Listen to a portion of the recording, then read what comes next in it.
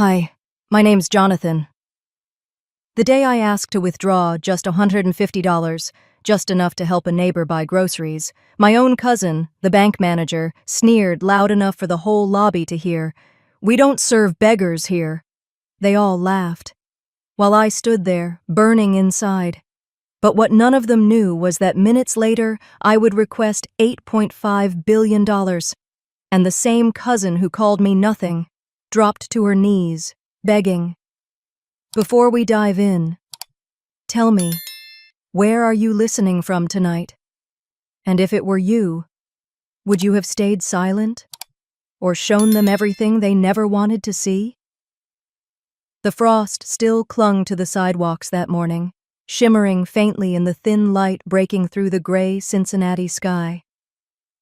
My breath hung in the air as I pulled my patched coat tighter around me, the fabric stiff from too many winters. I wasn't going to Crescent Bank for myself. It was for Mrs. Callahan, the widow who lived down the hall in my apartment building. She'd asked if I could help her pick up groceries since her arthritis had flared again. All she needed was $150, and I promised her I'd get it. I kept my head down as I crossed the slick street, the scarf around my neck catching in the wind. Wine red, a little frayed, but it meant something. My mother had given it to me when I was a teenager, the year Verraine laughed and called me a parasite at Christmas dinner. I hadn't worn it in years, but lately I needed the reminder that I was more than what my family whispered behind my back.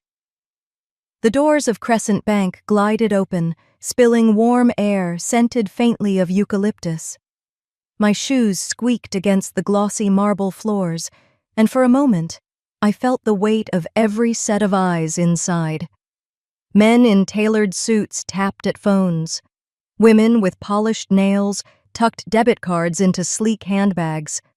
I was a patchwork shadow among them. And then I heard her voice. "Well, look who decided to crawl in." Verraine stepped out from behind a polished counter, her heels clicking like a metronome, each beat measuring the seconds until she landed the blow.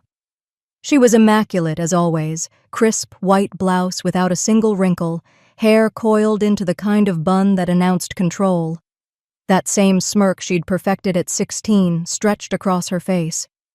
"What do you need, cousin?" she asked, though her voice carried across the lobby loud enough to turn heads. "Don't tell me. You're here for a loan? Or maybe a handout?" Heat climbed up my neck, but I forced myself to keep my gaze steady. "Just a withdrawal," I said quietly. $150. Her laugh rang sharp, rehearsed for an audience. She leaned closer, but not so much that others couldn't hear. "We don't serve beggars here." The words landed like a slap. I didn't see the man behind me pause mid-step, or the woman in a gray coat glance quickly away. I felt them. Their eyes, their judgment, the tightening silence that wrapped around me like a shroud. I wasn't humiliated for myself. I'd grown used to their stares years ago. It was for Mrs. Callahan, for the thought of her waiting by the door with her grocery list and her swollen hands, never knowing what Verraine had just taken from her dignity through me. I adjusted my scarf slowly, fingers brushing the worn threads. The gesture wasn't for Verraine. It was for me. A reminder that I'd survived worse, that silence didn't mean defeat. My mind flickered back to that Christmas. The big house smelled of pine and roast beef. I'd brought a small gift for my younger cousin, a book I'd saved weeks to buy. Verraine had taken one look, curled her lip, and told the room I was a parasite clinging to real family. Everyone had laughed lightly, nervously, then carried on. I'd sat there, cheeks burning, the scarf heavy around my neck. That night, I'd promised myself I'd never let her see me break. So I didn't. Not now. I met her smirk with stillness, let the seconds stretch longer than she expected. Then I straightened my shoulders and walked away. Each step across the marble floor echoed louder than her laughter. Outside, the cold air bit my skin, but it felt clean, kinder than the polished room I'd just left. I drew the scarf tighter, tilting my chin toward the pale winter sky. They always thought silence meant weakness, I whispered to myself, watching my breath vanish into the air. But silence can also be preparation. I didn't go home that night. I went somewhere no one knew I still had access to. I turned the key and pushed open the heavy door, its hinges groaning like an old friend too tired to pretend anymore. The hallway light flickered above me as I stepped into the apartment I hadn't visited in years. To anyone else, it would look like a forgotten rental. Bare walls, dust layering the windowsill, the faint smell of cedar and age. But to me, this place was more than bricks and mortar. It was the piece of myself I never let my family touch. I flicked on a lamp, its warm glow spreading across the worn sofa and the narrow table cluttered with old notebooks.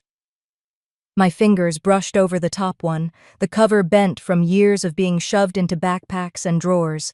Each page held equations, codes, and fragments of ideas I once believed could change my future.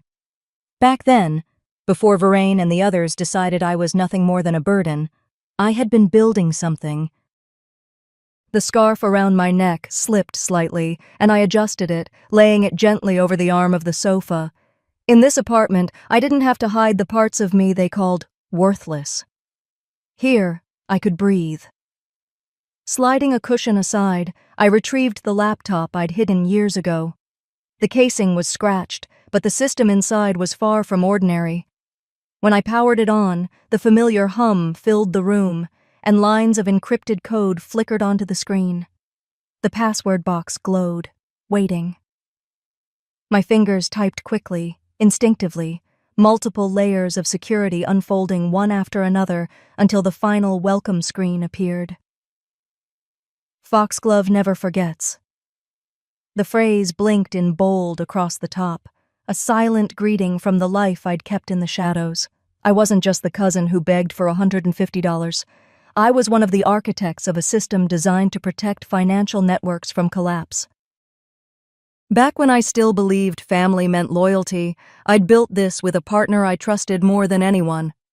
They stripped me of the credit, erased my name from the papers, and laughed when I left. But they didn't know I'd kept the keys to something bigger. Shellcode Holdings. I clicked through encrypted folders, the numbers lining the screen almost surreal even to me. Billions in assets, carefully hidden, carefully untouchable, and all of it tied to a structure so layered, so intricate, that no one could ever trace it back to me. I stared at the figures, not with pride, but with a calm certainty. The so-called beggar had been holding the foundation all along. My chest tightened as a memory surfaced. Christmas Eve, years ago. Vervain had stood under the glittering chandelier, glass of wine in hand, her voice dripping with contempt. "You'll never amount to anything. You'll always be the one who takes, never the one who gives."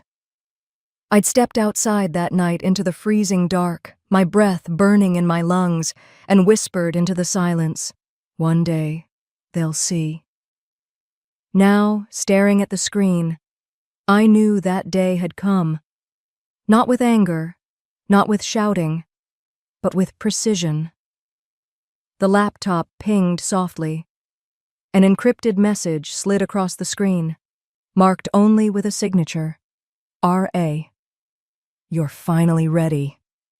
My pulse quickened. My hands hovered over the keys, steady but burning with energy. I typed back, each letter deliberate. "It's time." I leaned back, the glow of the laptop reflecting off the dusty window. For years, silence had been my armor. Tonight, it became my weapon. The scarf slipped from the sofa arm onto the floor. I bent down to pick it up, smoothing the fabric carefully, almost ceremonially. It had witnessed my humiliation, carried my secrets, and now it would accompany me into this new chapter. Tomorrow, I would face Crescent Bank again. But not as the cousin they mocked.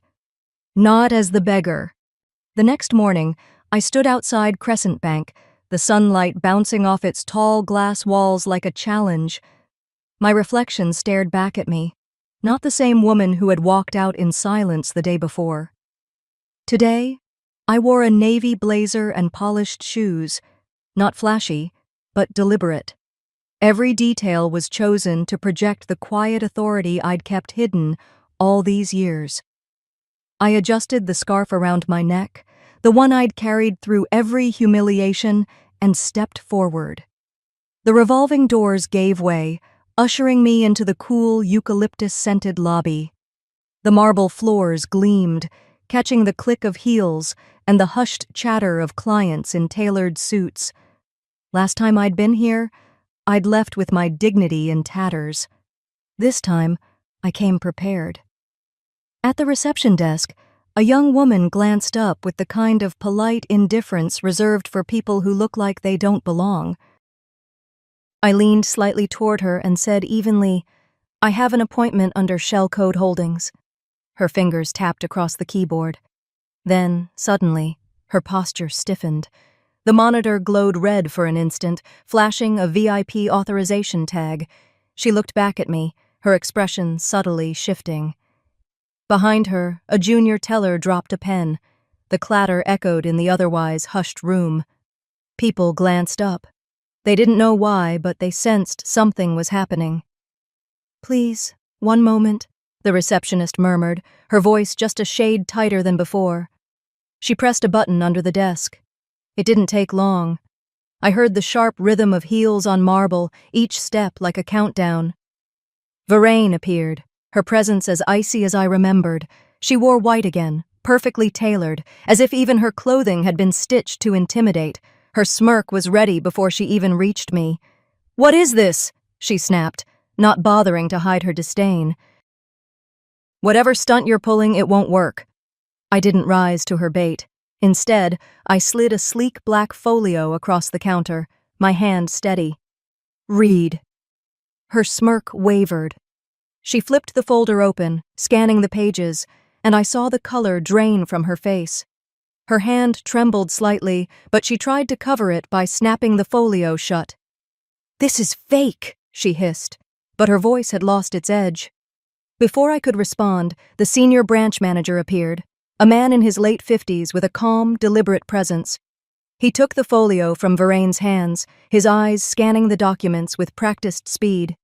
He said nothing for a long moment, and the silence in the lobby thickened until even the sound of the air conditioning seemed loud. Finally, he looked up at her, his tone clipped but even.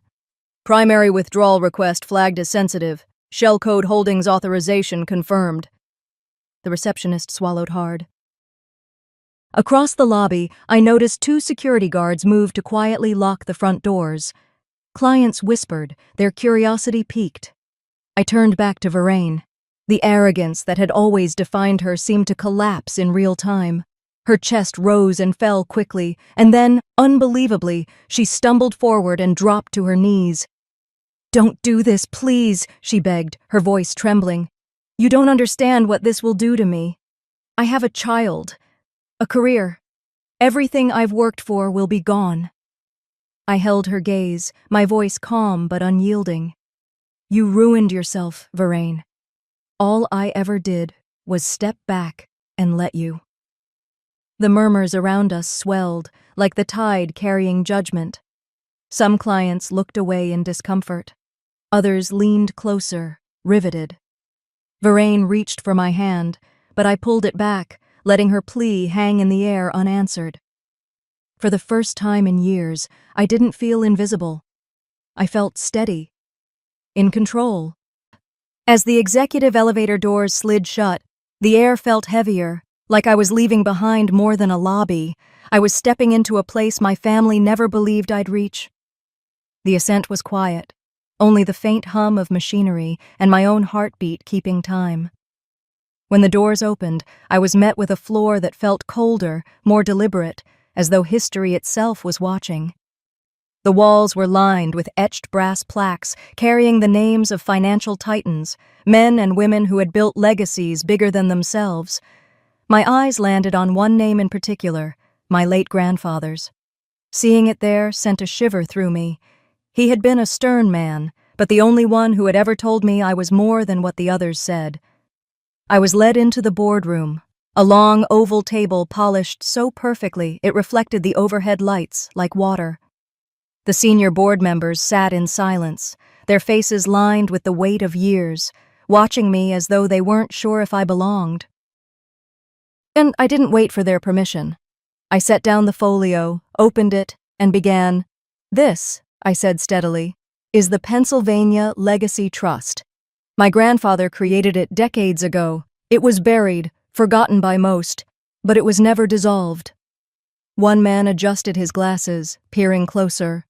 A woman leaned forward, her eyes narrowing at the legal seals. I explained how the trust had been structured to merge seamlessly into Shell Code Holdings. My voice stayed calm, deliberate. "That merger gives me majority control," I said, letting the words hang in the air like a stone dropped into still water. The silence was thick, unbroken. They weren't just surprised. They were recalculating everything they thought they knew about me. For the first time, I saw in their eyes not dismissal, not pity, but recognition. The tension broke not with a word, but with the sudden sound of the doors bursting open. Clarice, another cousin, always eager for the latest drama, marched in, her heels striking the floor in quick, angry beats. I wasn't surprised. News travels fast in families like mine, especially after the scene downstairs. She didn't waste time. "You think you can humiliate Verrain and walk in here like you own the place?" Her voice carried sharp and high, but it faltered when the branch manager handed her a sealed envelope. "What's this?" she demanded, ripping it open. Her face paled as she scanned the contents. Her voice dropped to a whisper, audible only because the room was so still. "Removal? Under ethics clause?" I met her gaze evenly. "Evidence of financial misconduct," I said. "You signed off on transfers you thought no one would find. The board has reviewed it." Around the table, heads nodded subtly. No one spoke in her defense. She looked smaller than I'd ever seen her, her usual fire replaced with a brittle silence. For once her power had no ground to stand on. In that moment, a memory came unbidden. I was 12, standing in my grandfather's study, the scent of his pipe smoke lingering in the air. He had placed a hand on my shoulder and said, "Legacy isn't what you leave behind. It's what you clean up." At the time, I hadn't understood. Now I did. Drawing a steady breath, I turned back to the board. "Nepotism ends today," I said firmly. "Every community-facing fund will undergo a full integrity review. No exceptions. If you resist, you can step aside." For a long beat, the only sound was the clock ticking softly on the far wall. Then one man gave a small nod. Another followed. Relief flickered across some faces. Perhaps they had wanted this for a long time, but never dared to say it. Others remained wary, their silence not defiance but calculation. I didn't need their approval to know the balance of power had shifted. I could feel it, like a current flowing my way at last. As the meeting adjourned and I walked out of the suite, my legs steady and my resolve sharper than ever, I realized this wasn't just about winning. It was about rewriting the rules my family had used for generations to keep me down. That night, as I returned to my hidden apartment, a folded piece of paper lay just inside the door. No knock, no sound, just slipped under the frame. My stomach tightened the moment I saw the handwriting, sharp and unflinching. It was my mother's. When I stepped back into my apartment that night, the city outside had gone quiet. The distant hum of traffic had thinned, leaving only the soft hiss of the radiator and the muted creak of the old floorboards. I bent down to lock the door when my eyes caught it. A white envelope, slipped just inside the frame. The handwriting on the front froze me in place. Sharp, neat, unflinching. My mother's. I stood there longer than I want to admit, The envelope balanced in my hand like it carried the weight of years I'd spent trying not to care what she thought. Her silence had always hurt more than her words. And now here it was, her voice in ink. I sat down at the small wooden table by the window, the city lights spilling faintly through the blinds. For a long moment, I just traced the loops of her writing with my thumb. Finally, I tore it open. "Do you remember your lemonade stand?" It began. I blinked. The memory surfaced so quickly, it felt like stepping into the past. I was 10, proud of the wobbly sign I'd painted myself. Kids from the neighborhood had lined up. I thought just for one afternoon I was building something of my own. And then Clarice accidentally spilled the pitcher. Sticky lemonade soaked the dirt, and the kids drifted away laughing. I had cried in silence while she shrugged, saying, "Oops." My mother's letter went on. I saw it happen. I stayed silent. I told myself protecting appearances mattered more than protecting you. I thought if I ignored it, you'd learn resilience. But what you learned instead was that I wouldn't stand up for you. And you were right. I let the words sink in. My chest tightened, not with fresh anger, but with the ache of recognition. She confessed more. How, after my grandfather's death, she let George and Clarice take early control of the family finances. She called it stability. She said she believed giving them responsibility would keep the family from tearing apart. Her words cut deeper than any insult could. I didn't protect either of you. I let control disguise itself as care. I see now that my silence broke something in you I cannot repair. I had to set the letter down. My hands trembled. For years I'd convinced myself she was cruel. But this was worse. She had thought she was doing the right thing, and it had still left me erased. I picked up the last page. She hadn't asked for forgiveness. There was no plea, no excuses, only one line that read, "Don't become what hurt you." I sat there for a long while, staring out at the dim glow of the street lamps, her words echoing in my head. Her silence hadn't always been cruelty. Sometimes it had been her way of surviving. But survival had cost me my childhood. I stood finally and crossed the room to an old wooden trunk tucked in the closet. Buried beneath faded blankets was a thin spiral notebook. My lemonade stand ledger. The paper was yellowed, the ink faded, but on the first page, my childish handwriting still stood out. "One day I'll have a vault, and I won't leave anyone out." I traced the words with my finger, a smile tugging at the edge of my mouth. That boy had known something I had almost forgotten. That note became more than nostalgia. It was my compass. I closed the notebook gently, set it back in the trunk, and straightened. My fight wasn't about revenge. It wasn't even about proving myself to Vervain or Clarice or anyone else. It was about ending the cycle that had taught silence was survival. I turned off the light, slipped under the covers, and let the night carry me. Tomorrow, the storm would continue. But I no longer felt like the forgotten child. 2 days later, I walked into the family estate, not as the cousin they tried to erase, but as the reckoning they never saw coming. 2 days later, I pushed open the heavy oak doors of the family estate, the smell of polished wood and simmering roast filling the air. The chandeliers glowed just as they always had, the table set with gleaming silverware and crystal glasses, as if nothing in the world had changed. But I had.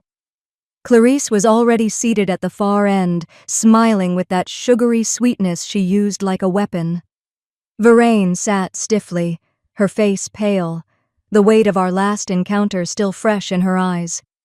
My mother, across from her, kept her gaze fixed on her napkin, fingers brushing the fabric like it could save her from looking up.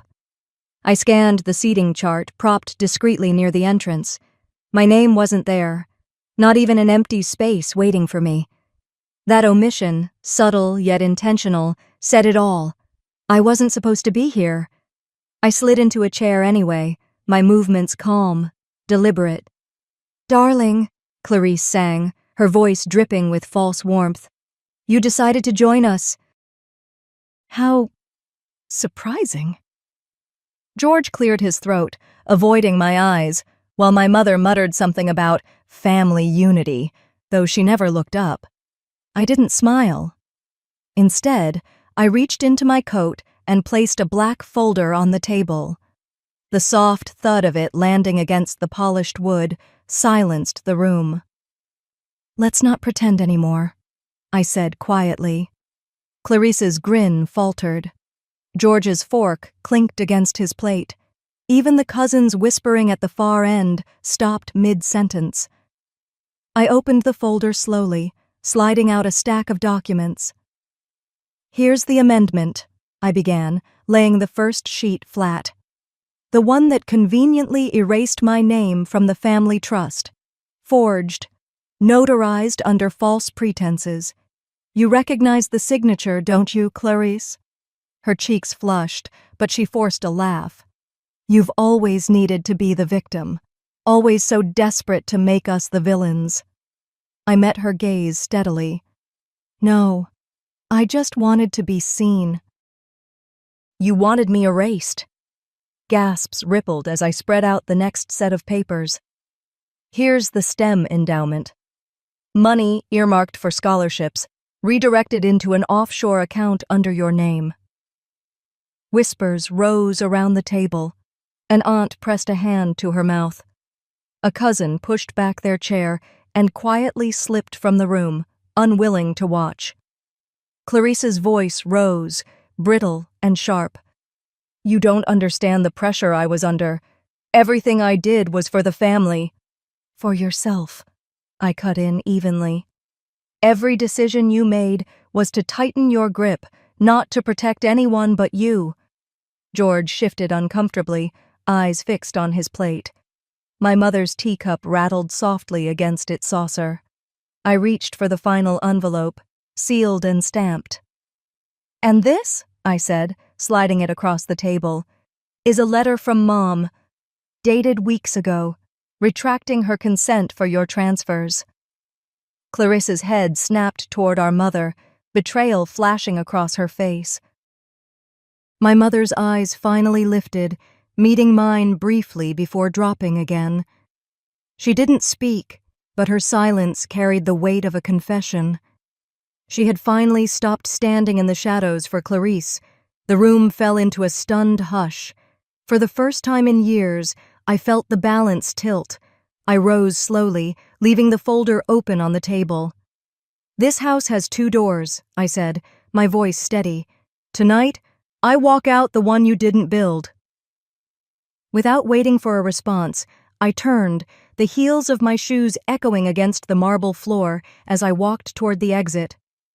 Behind me, murmurs swelled into frantic voices, the sound of a dynasty unraveling at its own dinner table. But as I stepped outside into the cool night air, a figure stood waiting near the gates. A young reporter, notepad in hand, and when he spoke, he said a name I hadn't heard in years. The night air was sharp when I stepped through the gates. My breath curled in little clouds as I adjusted my coat, ready to leave the chaos of the dinner behind. That's when I saw him, a young man standing just beyond the stone archway, a notepad tucked under his arm.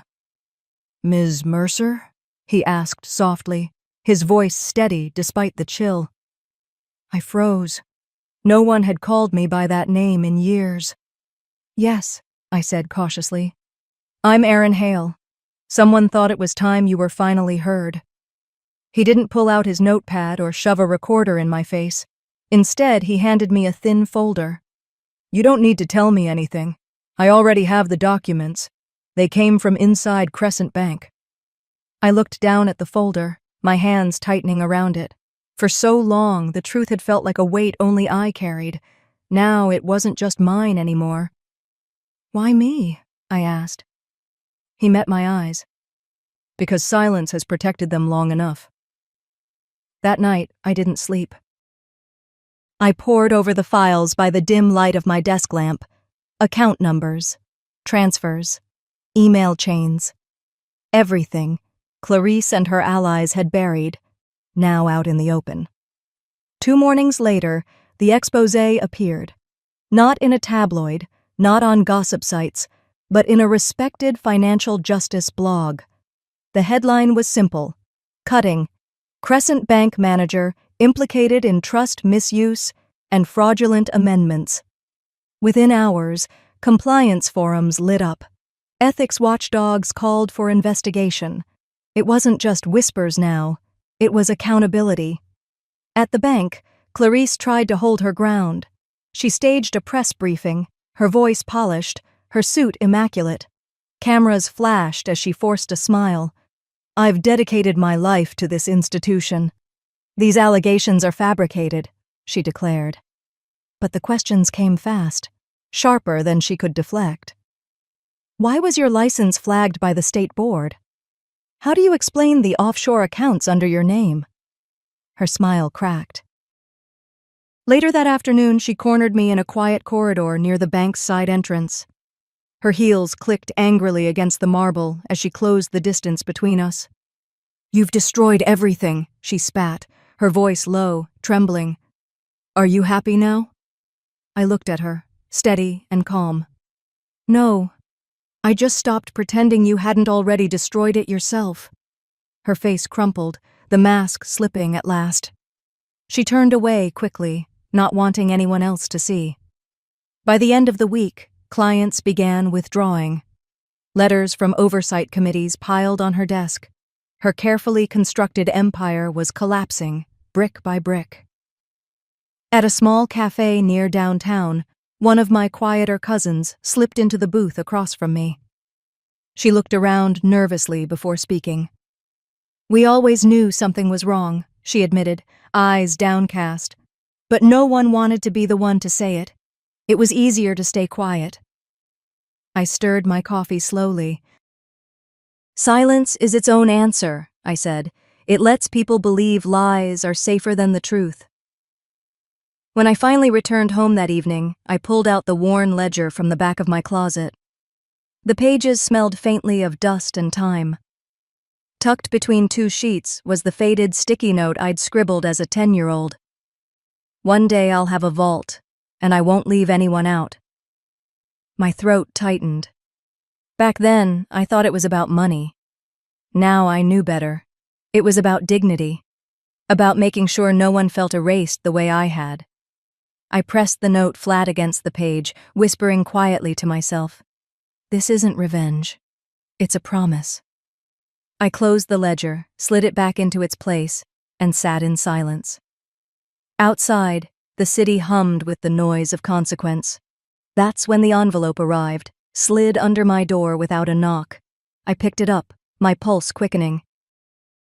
Inside was a single card, embossed with gold lettering, "Invitation, Crescent Bank Executive Board Meeting."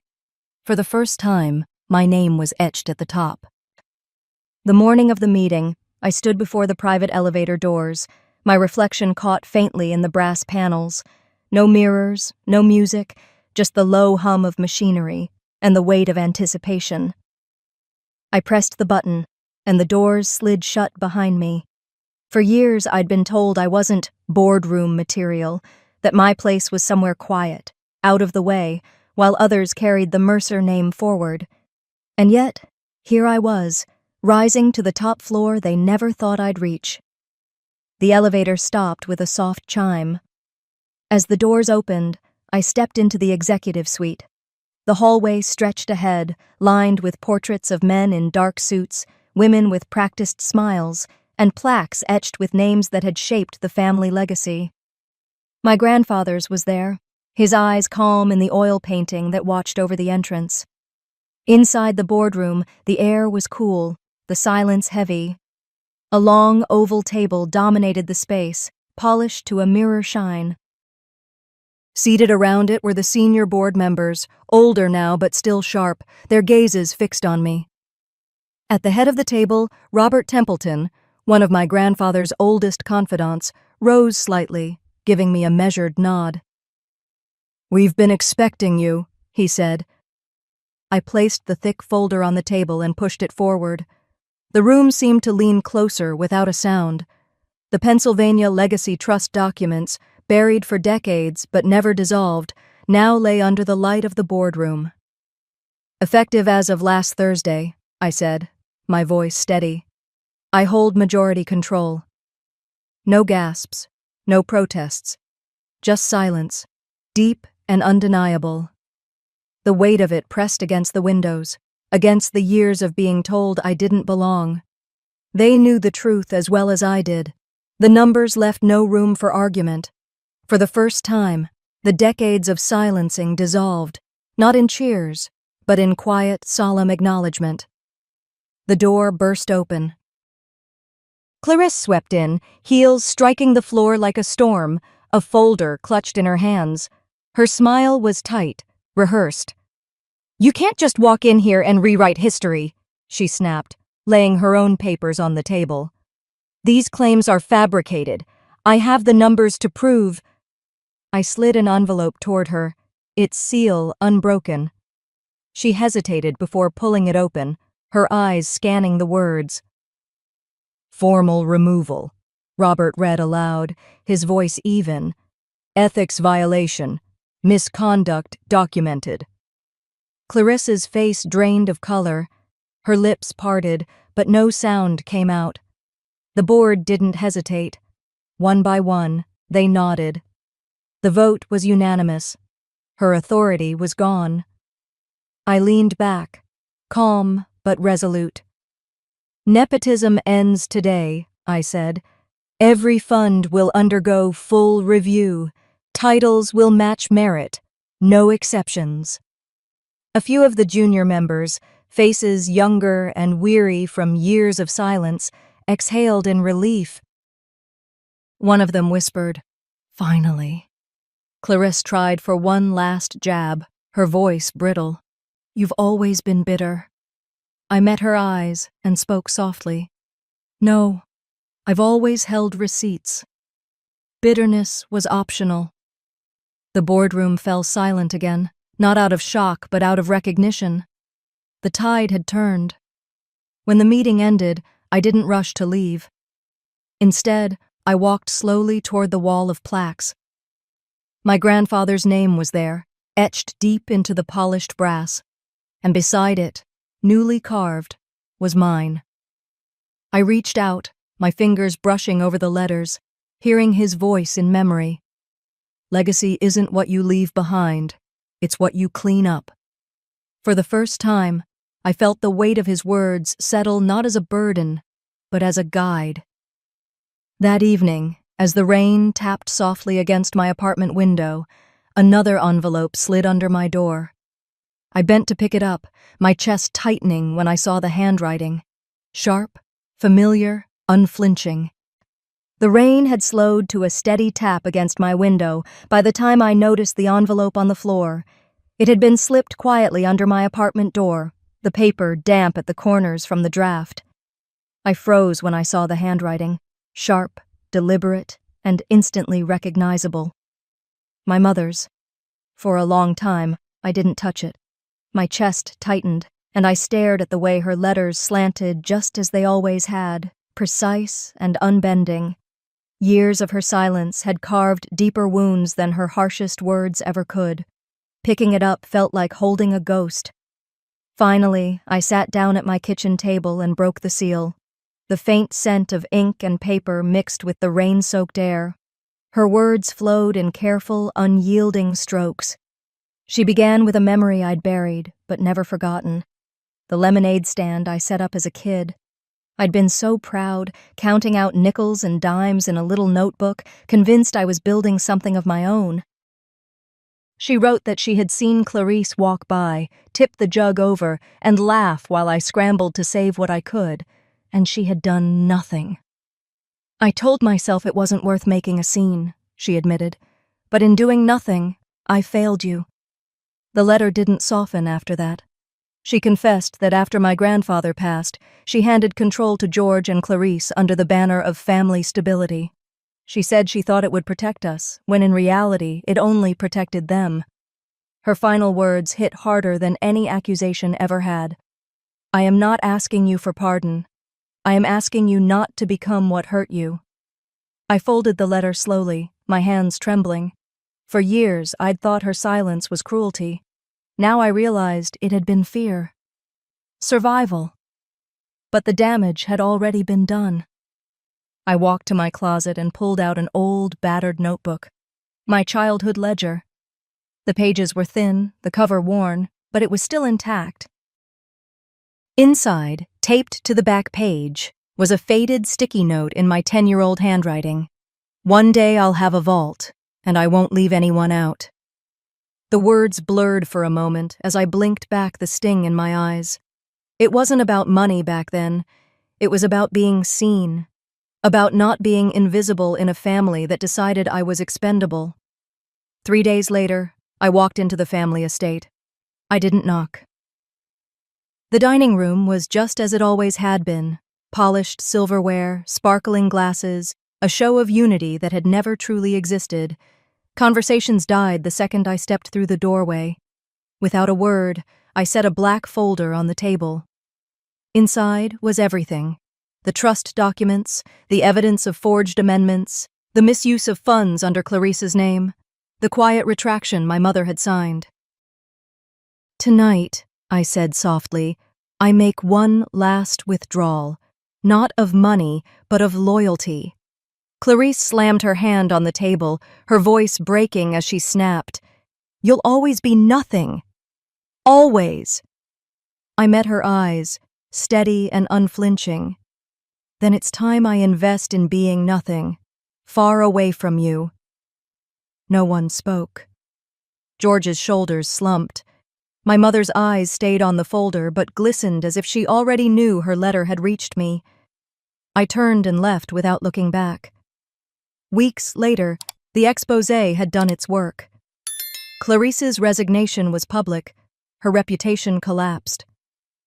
I didn't celebrate. Instead, I sat quietly on a park bench, my childhood ledger open on my lap. The autumn wind swirled leaves around me, and an oak tree swayed overhead. A small bird landed near my shoes, calm and unafraid. I couldn't help but smile. It felt like a reminder that even the smallest presence could still matter in a noisy world. I closed the ledger, whispering to myself, Funny how money shows who people really are. But silence earns interest, and I've been saving for this moment all my life. When I stood, I walked not toward a mansion or a bank, but toward a modest building with a sign newly hung over the door. The Mercer Foundation.